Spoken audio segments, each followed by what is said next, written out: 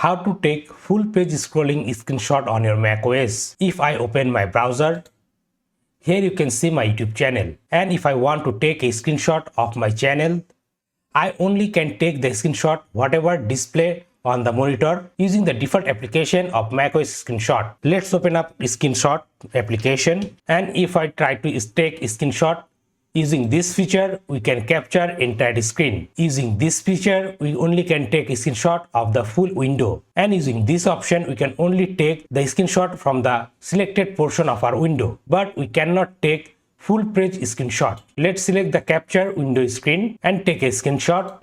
It's only take the screenshot of what visible in our screen. But if you want to take full page screenshot of your web page, then you have to use a third-party application called Shottr. Now let me show you how to get that application and use it. So take another tab on your browser, then navigate to google.com and search here Shottr.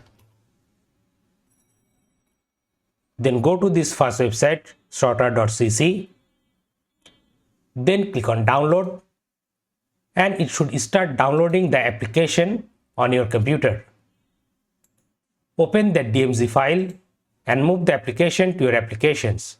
Then you have to open the Shottr application and give all the required permissions.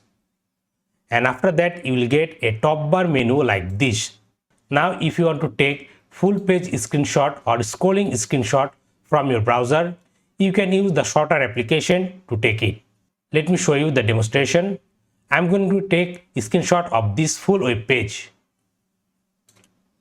So I'm going to click on Shottr. Then I'm going to click on scrolling capture. Then I have to select the web page.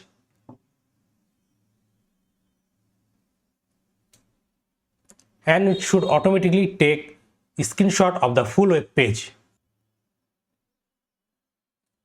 And guys, here you can see the Shottr application is opened up with the screenshot.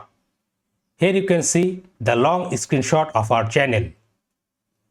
Let's zoom in. And here you can see the quality is good enough. So like this, using this Shottr application, you can take full page scrolling screenshot on your macOS. So that's all for today. Thanks for watching.